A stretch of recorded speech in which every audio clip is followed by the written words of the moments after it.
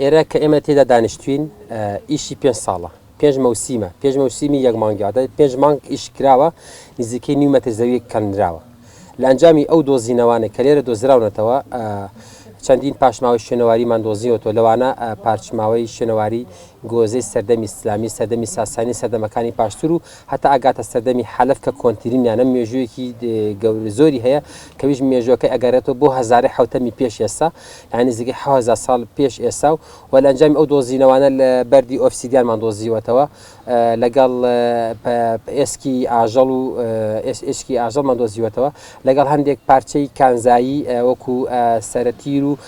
موسیلەمان دۆزیوەتەوە و لە هەمووی گرنگتر دۆزینەوەی بناغی خانوەکانە لێرە دۆزیومانەتەوە چەند بناغی خانوو دەرکەوتووەکو لە لاکانترا و هەروەها لە دۆزینەوەی چەند تەندورێک دۆزینەوەی چەند کەندوویەک تەندورەکان ئەسا ئەمن لە بەردەمی منە حالن ئەوە کەندوویەکە کە بۆ خەزمکردنی دانەوێڵە و هەڵگرتنی دانەوێڵە کاتی خۆی بەکارە هێناوە ئێرە گردی بانەهێڵکە ئەکەوێتە سنتەری شاری سۆرانەوە ئەم گردە هەر ساڵ 1954ەوە زانکۆشی گاغۆی ئەمریکی هاتۆ کاری هەڵکۆڵینی تێدا کردووە و لە کاردی هەڵکۆڵین لەو کاتەوە هەتا ساڵی 2010 ڕاوەستا هەتا زانکۆی بەرشەلۆنەوەی ئۆتۆنۆمی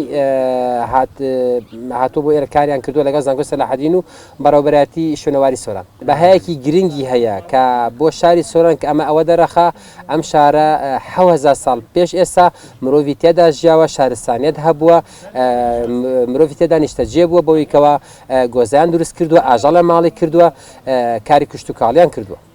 لە شاخەکانەوە هاتوونەتە خوار و لێرە ژیاون.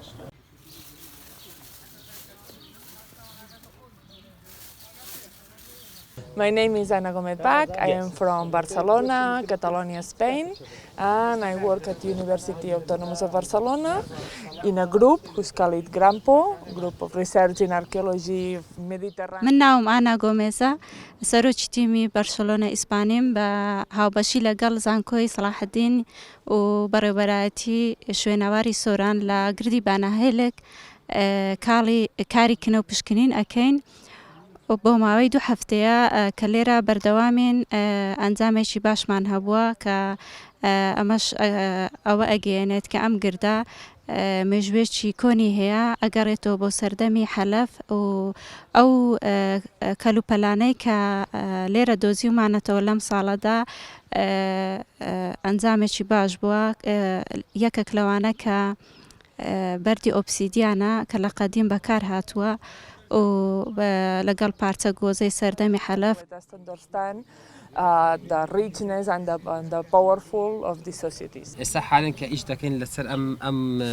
ئەم گۆزەیە لێرە دەبینین 2 گۆزەیە کە دۆزیومانێتەوە 2 گۆزەی لە ناو یەکە ئەمە چەند دەلالەتێکی هەیە چەند حاڵەتێکی هەیە ئەمەیان کەوا 2 گۆزە لە ئەمە پێم وایە هەروە دەگەێنێت کە ئەمە شتێکی زۆر گرنگی گرانبەهایان تێدا شار بێتەوە چونکە لە ناو 2 گۆزە شاراوەتەوە ئەمە تەنور نییە بۆ تەنور نییە لەبەر ئەوەی 2 حاڵەتمان هەیە کە بیسەلمێکە تەنوری لەبەر ئەوی گۆزەکە دەبینین ڕەنگی سوورە و ڕەش نەبووە دووش شوێنی ئەوەی نشێنی هەوا گۆڕکی لە بەشی خۆری گۆزەکەنی ئەم گۆزە بەرز بوو بەڵام بە مدوری زەمە شکاو نەماوە ئێستا ئەمە برکی گۆزەکە ماوە